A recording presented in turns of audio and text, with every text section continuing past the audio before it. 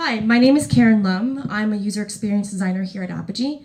I specifically work on our big data offering. So I've designed several applications that leverage predictive analytics.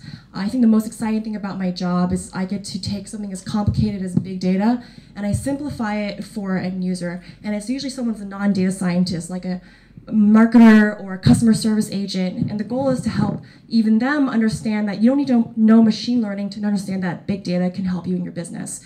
So before I get into more detail about what I do here at Apigee, I want to first visit the question that's been very important to me in my career, which is how do you define success? And I think I've always thought about that question in terms of how do you measure success.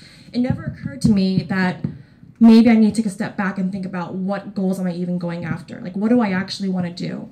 And I think it's because there's this term floating around about like having it all.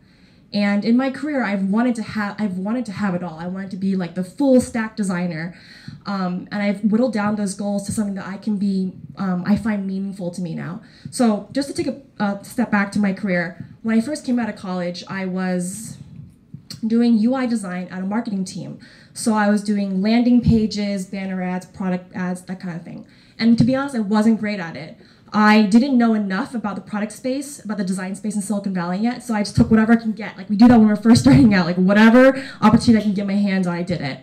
And I wasn't great at it. I was really insecure about my ideas. I was never really proud of the work that I did. I couldn't tell if I did a good or bad job on my work. So I always needed direction from my manager for me to proceed with caution. And right before I left that job, I had a taste of interaction design, and I felt a much stronger fit for the first time. So then I started looking for work in interaction design, and it was still really tough for me to find exactly what I was looking for because there are a lot of companies and jobs that treat design like decoration. It's just like skinning it. Like design is just an afterthought where you want to redo your buttons and your colors and the fonts and that kind of thing. And that's not me. So I saw a lot of opportunities in Silicon Valley for visual design jobs or like jobs that really focus heavily on just execution. Have like really strong design chops, typography, iconography, HTML, CSS a plus. We hear that term a lot. And the thing is, I was like, okay, I can take a step back right now and just shoot after every learning opportunity I can to alter myself to fit what the job market needs. Or I can ask myself, which is much harder, what do I actually want to do? Like, what are my goals? What do I define as success? And the thing is, I'm actually a social science person. So to your point, I did not come from a STEM degree. I actually studied social science in college, and I had some design background too. So I came to be honest with myself. I am a product person through and through. I am extremely passionate about understanding users, about what are their needs. I love to think about how people interact. I'm very curious about the human experience, and I bring that to the table as a designer in the tech field where I'm not just curious about people, but how do people interact with technology? How do they interact with a software interface? So now I'm much more comfortable walking into a job interview and saying, okay, I don't just make interfaces pretty. That's not what I do. I'm a strategic thought leader in design. And when I'm part of a product team, I expect to be a part of the definition of the product, how it's going to function, what kind of needs do we want to surface to the user.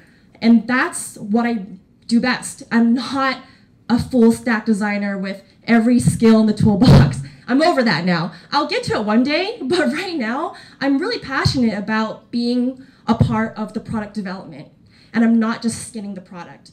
So ever since I've articulated that to myself, the opportunities started showing up, and now here I am at Apigee, and I love what I do.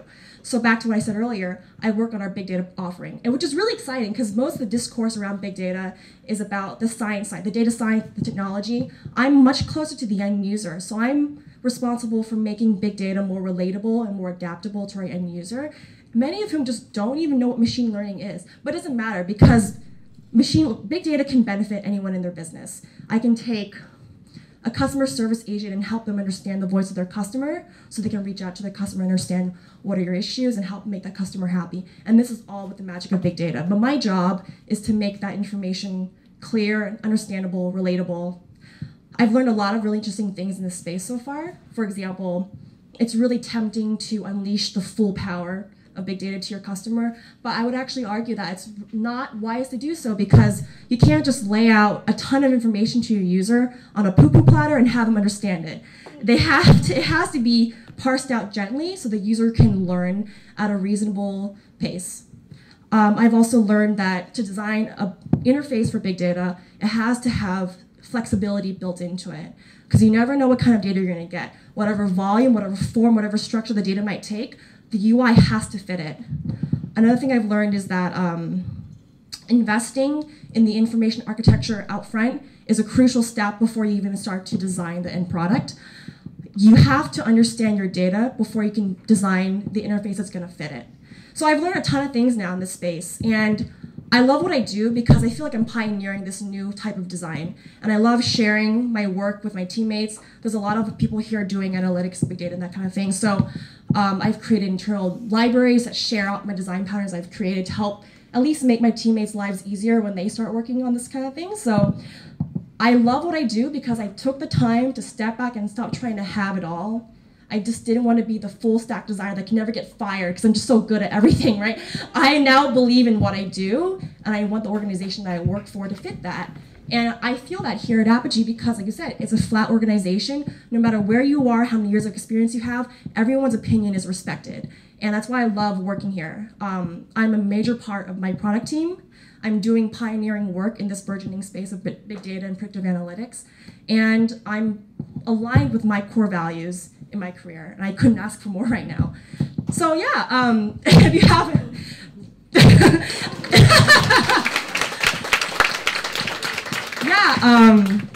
if you have any questions about user experience design or big data, predictive analytics, or just being a woman in technology, whatever, please come talk to me. I would love to share with you my learnings.